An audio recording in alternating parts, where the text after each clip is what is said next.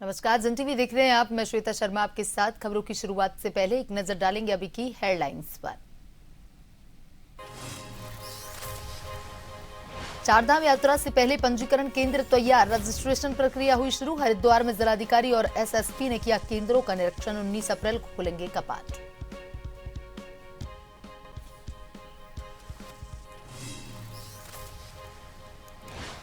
जसपुर मूर्ति विवाद ने पकड़ा तूल। काशीपुर में अग्र समाज का विरोध, कार्रवाई नहीं होने पर जिले भर में किया जाएगा विरोध प्रदर्शन।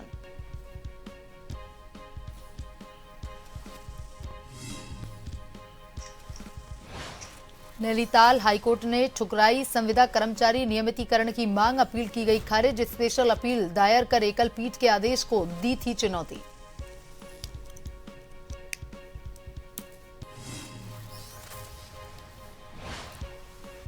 लमगड़ा में गैस संकट गहराया, ग्रामीणों में दिखा आक्रोश। सरकार पर लगाए उपेक्षा के आरोप, एक हफ्ते में आपूर्ति नहीं होने पर दी घेराव की चेतावनी।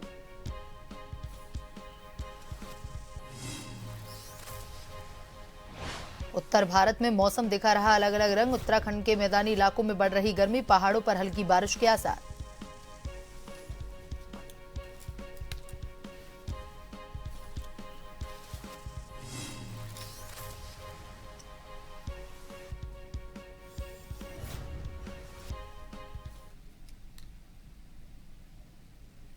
और अब खबरें विस्तार से।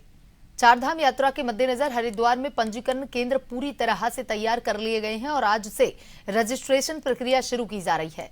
जिलाधिकारी मयूर दीक्षित और एसएसपी नवनीत सिंह भुल्लर ने अधिकारियों के साथ व्यवस्थाओं का निरीक्षण किया। प्रशासन के अनुसार 19 अप्रैल से यात्रा के कपाट खुलने के चलते ऋषिकुल ग्राउंड में 20 काउंटरों के साथ पंजीकरण की व्यवस्था की गई। श्रद्धालुओं के लिए पेयजल, बैठने के लिए पंखे, कूलर और मार्गदर्शन जैसी सुविधाएं उपलब्ध करवाई गई हैं। साथ ही बड़े समूहों के लिए मोबाइल टीम भी तैनात की गई है ताकि पंजीकरण प्रक्रिया सुचारू रहे और किसी को भी परेशानी ना हो।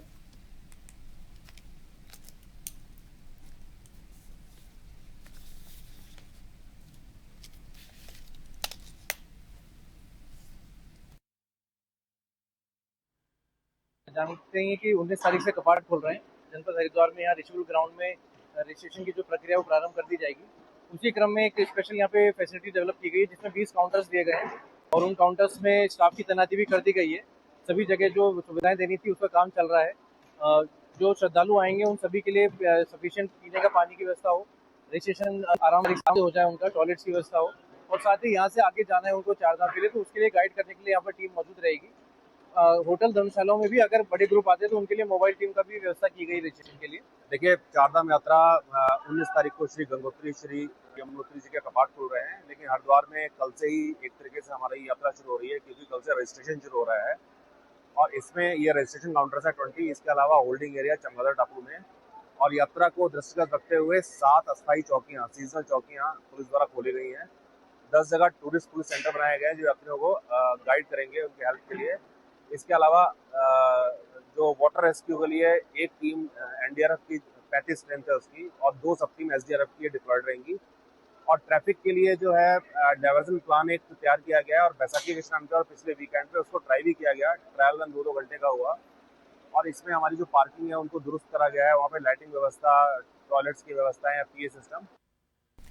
और वहीं जसपुर में रानी लक्ष्मीबाई और महाराजा हुसैन की प्रतिमा स्थापना को लेकर शुरू हुआ विवाद अब तूल पकड़ता नजर आ रहा है। मौके पर पूर्व विधायक शैलेंद्र मोहन सेंगल और कांग्रेस विधायक आदेश चौहान के बीच तीखी बहस हुई जो धक्का मुक्की तक पहुंच गई, जिससे माहौल तनावपूर्ण हो गया। सूचना पर पहुंची पुलिस प्रशासन ने स्थिति को संभालते हुए फिलहाल मूर्ति स्थापना पर रोक लगा दी है। वहीं इस विवाद की गूंज काशीपुर में भी सुनाई दी।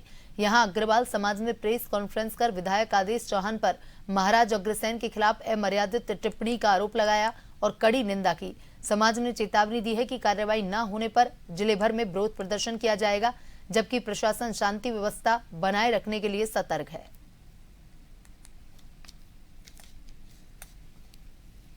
वैश्य समाज के काशीपुर के सभी लोग अनन्या में आज यहाँ इकट्ठे हुए जसपुर विधायक आदेश चौहान जी के द्वारा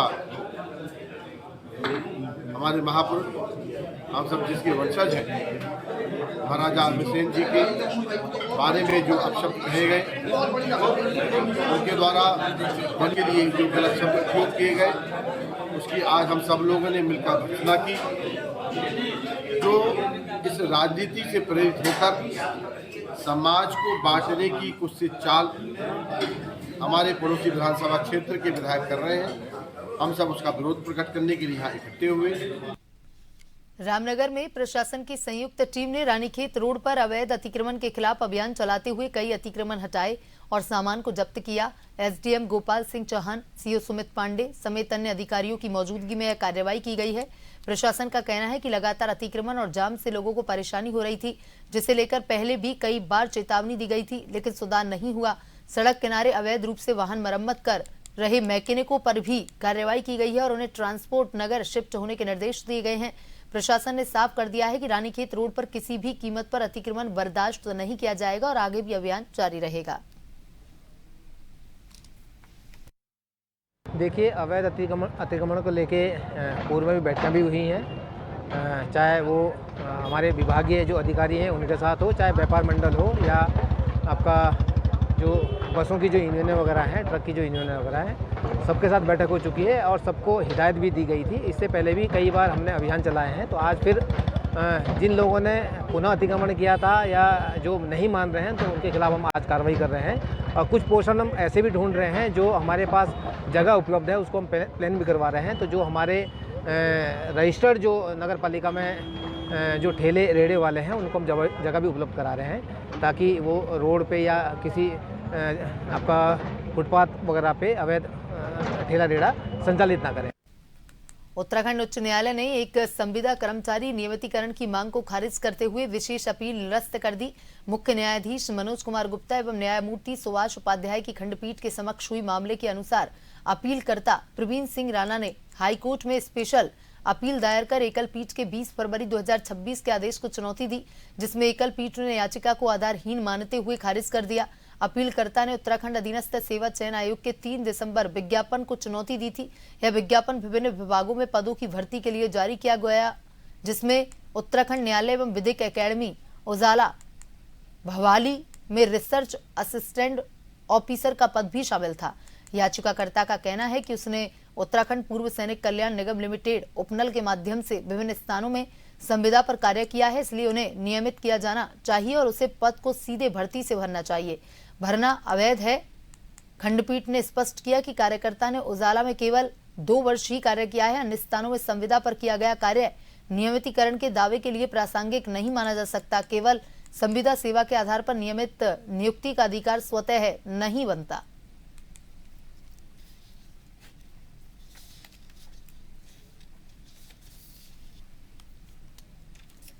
काशीपुर में इन दिनों चल रहा चेती मेला इस समय पूरे शबाब पर है। चेती मेले में घूमने आने वाले लोगों के लिए विभिन्न तरह के झूले, खेल, तमाशे लगे हुए हैं, तो वहीं रशियन जलपरी लोगों के आकर्षण का केंद्र बनी हुई हैं।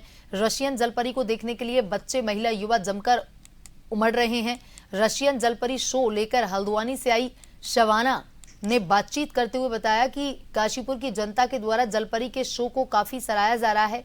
उन्होंने बताया कि काशीपुर की चेती मेले में पहली बार शो लेकर आए हैं और शो में 2 रशियन गर्ल्स हैं जो शो दिखा रही हैं। उन्होंने कहा कि इन रशियन जलपरियों के द्वारा इस शो को दिखाने के लिए काफी मेहनत की जाती है।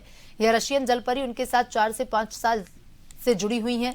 देश भर के विभिन्न स्थानों पर उनके द्वारा जलपरी के शो दिखाए जाते हैं।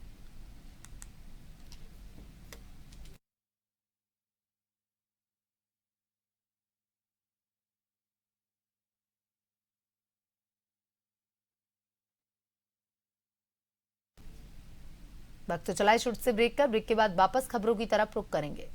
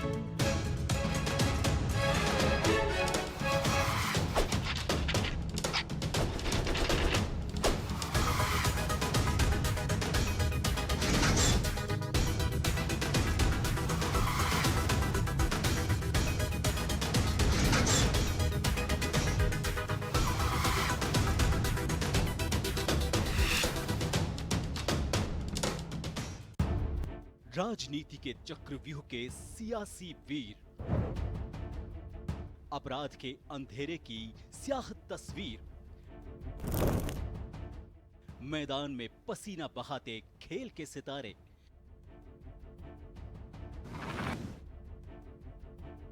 मनोरंजन की दुनिया के गॉसिप गलियारे,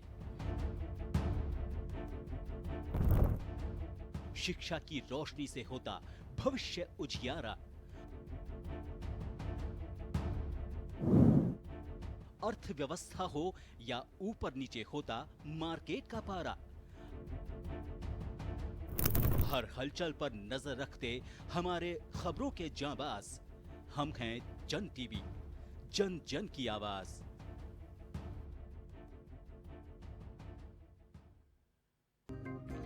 शिक्षा, खेल, धर्म कर्म या हो राजकाज, बदलते वक्त में भी पत्रकारिता का वही अंदाज। खबरों की दौड़ में सबसे पहले, हर जगह, हर वक्त, क्योंकि आपका भरोसा ही है हमारी असली ताकत। खबर हो चाहे छोटी या हो रहा हो कुछ विशेष, हर खबर जिससे रूबरू होता है हमारा देश। जनता के विश्वास की सबसे बुलंद आवाज। हम हैं जन टीवी, जन जन की आवाज।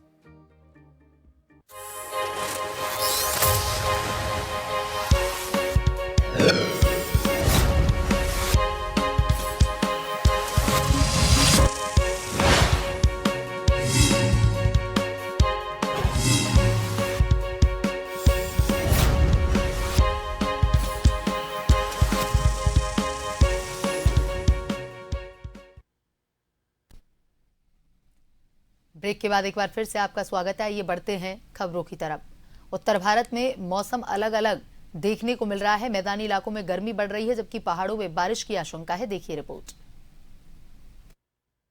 उत्तराखंड में बढ़ते तापमान से कुछ राहत मिलने की उम्मीद है, क्योंकि मौसम विभाग ने राज्य के कई हिस्सों में हल्की बारिश का पूर्वानुमान लगाया है।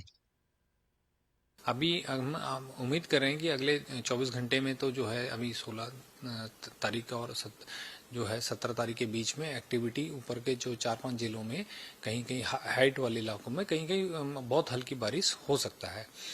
और 17 तारीख में थोड़ा सा उत्तरकाशी के साथ साथ में देहरादून और टिहरी वाला जिला भी, और बाकी हमने चमोली, पिथौरागढ़, रुद्रप्रयाग और बागेश्वर जैसे जिलों में भी बहुत हल्की से बहुत हल्की बारिश देखने को मिल सकती है कहीं कहीं पे। राज्य की राजधानी देहरादून के लोगों का कहना है कि हाल के दिनों में दिन के समय अत्यधिक तापमान ने उनकी रोजमर्रा की जिंदगी को बुरी तरह प्रभावित किया है, जिसके चलते वे ठंडे पेय पदार्थों का सहारा ले रहे हैं। बहुत गर्मी स्टार्ट हो गई है। अभी कल परसों तो बारिश हुई थी, लेकिन अब 2-3 दिन से बहुत गर्मी स्टार्ट हो गई है और धूप भी बहुत तेज हो रही है बहुत, तो इसीलिए चलते चलते प्यास भी लगती रहती है, तो इसलिए हम लोग भी यहाँ पीने आए हैं। आज बहुत ही हॉट डे है, इसलिए हम बच्चों के साथ गोला खाने के लिए आए हैं गांधी पार्क पर, और बहुत मजा आ रहा है। लेकिन गर्मी भी बहुत ज्यादा है 2-3 दिन से, तो इसलिए एंजॉय बच्चों के लिए करने के लिए गोला खाने आ गए। इस बीच हिमाचल प्रदेश में नए पश्चिमी विक्षोभ के कारण मौसम में अहम बदलाव की संभावना है। रविवार तक बारिश होने का अनुमान है। साथ ही कई जिलों में बिजली गिरने और ओलावृष्टि का भी अनुमान है, जबकि ऊंचे इलाकों में बर्फबारी भी हो सकती है। अधिकारियों ने सावधानी बरतने की अपील की है। देखिए, हिमाचल प्रदेश में एक पश्चिमी विक्षोभ के प्रभाव में जो है बारिश का जो एक्टिविटी है 16 तारीख की देर रात से चालू होगी। मुख्य रूप से जिसका असर जो है वो हमें 17, 18 और 19 अप्रैल को देखने को मिलेगा। मध्यवर्ती इलाकों में हमें अनेक स्थानों पे हल्के स्तर तक की बारिश देखने को मिल सकती है। थंडर स्टॉर्म एक्टिविटीज़ भी देखने को मिल सकती हैं। हायर हिल्स में खास करके 17 तारीख और 19 तारीख को जो है हमें बर्फबारी भी देखने को मिल सकती है। और वहीं पे 17 अप्रैल को मुख्य रूप से जो हमारा चंबा, कांगड़ा, कुल्लू और मंडी जैसे ज़िले हैं वहाँ पे कुछ एक स्थानों पे ओलावृष्टि भी होने की काफ़ी ज़्यादा संभावनाएँ बनी हुई हैं, जिसको ध्यान में रखते हुए 17 अप्रैल के लिए हमने चंबा, कांगड़ा, कुल्लू और मंडी में ऑरेंज अलर्ट जारी किया हुआ है। जबकि निचले मैदानी इलाके शिमला जिले सहित वहाँ पे बहुत ही लाइट थंडर स्टॉर्म एक्टिविटीज़ के साथ हल्के स्तर तक की बारिश भी हमें इन 3 दिनों में रुक रुक के देखने को मिल सकती है। उत्तर भारत में मौसम के बदलते मिजाज को देखते हुए अधिकारियों ने लोगों को सतर्क रहने, मैदानी इलाकों में भीषण गर्मी से बचने और पहाड़ियों में बारिश की स्थिति के दौरान सावधानी बरतने की सलाह दी है। और वहीं रुद्रप्रयाग में मुख्यमंत्री पुष्कर सिंह धामी ने केदारनाथ यात्रा की तैयारियों का स्थलीय निरीक्षण किया। उन्होंने रुद्रप्रयाग से गुप्तकाशी तक यात्रा मार्ग का जायजा लेकर के अधिकारियों को जरूरी निर्देश दिए। सीएम ने यात्रा को ग्रीन और प्लास्टिक मुक्त बनाने पर भी जोर दिया। साथ ही श्रद्धालुओं की सुविधा, सुरक्षा, सुगम आवागमन सुनिश्चित करने का निर्देश दिया। यात्रा 22 अप्रैल से शुरू होगी और व्यवस्थाओं को समय पर पूरा करने के निर्देश दिए गए हैं।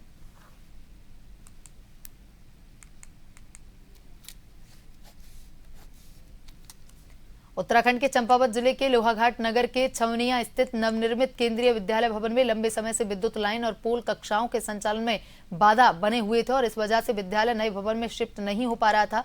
कई बार छात्र छात्राएं प्रवेश से वंचित रह रहे थे। इस मुद्दे को लोहाघाट विकास संघर्ष समिति ने अध्यक्ष विपिन गोरखा के नेतृत्व में जोर शोर से उठाया और आंदोलन की चेतावनी भी दी। अब मामले में सांसद और केंद्रीय राज्य मंत्री अजय टम्टा ने संज्ञान लेते हुए अपनी सांसद निधि से विद्युत लाइन पोल हटाने के लिए फंड जारी कर दिया है।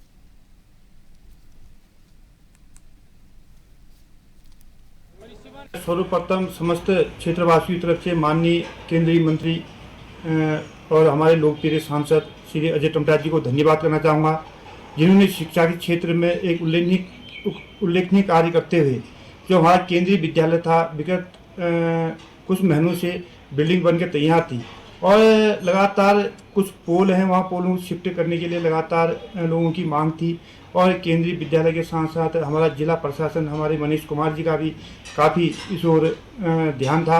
उन्होंने भी काफ़ी पत्राचार किए और माननीय मंत्री जी को मैं धन्यवाद करना चाहूँगा। उनके संज्ञान में आते ही उन्होंने इसकी वित्त की व्यवस्था कर दी गई है और जल्दी ही इन पोलों को शिफ्ट कर दिया जाएगा और जिससे कि आने वाले समयों में जो हमारे बच्चे थे, केंद्रीय विद्यालय में एडमिशन के लिए काफ़ी मारामारी होती थी। सिर्फ एक क्लास चलती थी, सेक्शन एक ही चलता था, अब 2-2, 3-3 सेक्शन चलेंगे, जिससे कि आने वाले समय में बच्चों के पढ़ाई के साथ साथ जो हमारे अभिभावक हैं उनको काफ़ी कठिनाइयों का परेशानी होती थी और इससे परेशानी से भी निजात मिलेगा और जल्दी ही एक उच्च शिक्षा का केंद्र लोहाघाट बनने जा रहा है। हरिद्वार के बहादुराबाद ब्लॉक सभागार में भाजपा महिला मोर्चा द्वारा नारी वंदन अधिनियम पर एक भव्य कार्यक्रम का आयोजन हुआ। इस कार्यक्रम में विभिन्न क्षेत्रों से आई बड़ी संख्या में महिलाओं ने उत्साहपूर्वक भाग लिया, संगठन की नीतियों के प्रति अपना समर्थन जताया। वहीं कार्यक्रम को संबोधित करते हुए भाजपा प्रदेश मंत्री महिला मोर्चा मीरा रतूड़ी ने कहा कि केंद्र और राज्य सरकार महिलाओं के सशक्तिकरण के लिए लगातार काम कर रही है। उन्होंने महिलाओं से सरकारी योजनाओं का लाभ उठाने, समाज में अपनी भागीदारी बढ़ाने का आह्वान किया। बता दें कि महिला मोर्चे के पदाधिकारियों ने उपस्थित महिलाओं को विभिन्न जन कल्याणकारी योजनाओं की जानकारी दी, उन्हें आर्थिक, सामाजिक, राजनीतिक रूप से मजबूत बनने के लिए प्रेरित किया।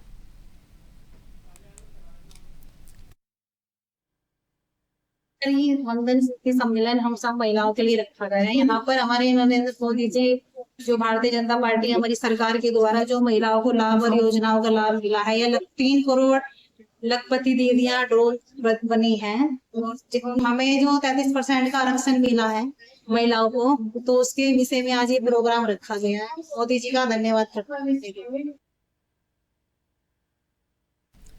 नारी सशक्तिकरण को लेकर के उत्तराखंड में एक बड़ी पहल सामने आई। प्रदेश की महिलाओं ने नारी शक्ति वंदन अधिनियम के समर्थन में आगे आने की अपील की जा रही है और इसके तहत महिलाओं से मिस कॉल देकर अपनी सहभागिता दर्ज कराने का आह्वान किया गया है। इस अभियान को महिलाओं के सम्मान, अधिकार, निर्णय प्रक्रिया में उनकी भागीदारी को सशक्त बनाने की दिशा में एक ऐतिहासिक कदम बताया जा रहा है। सरकार का मानना है कि महिलाओं की अधिक से अधिक भागीदारी से यह अभियान एक जन आंदोलन के रूप में बदल जाएगा और समाज में सकारात्मक बदलाव लाने में अहम भूमिका निभाएगा।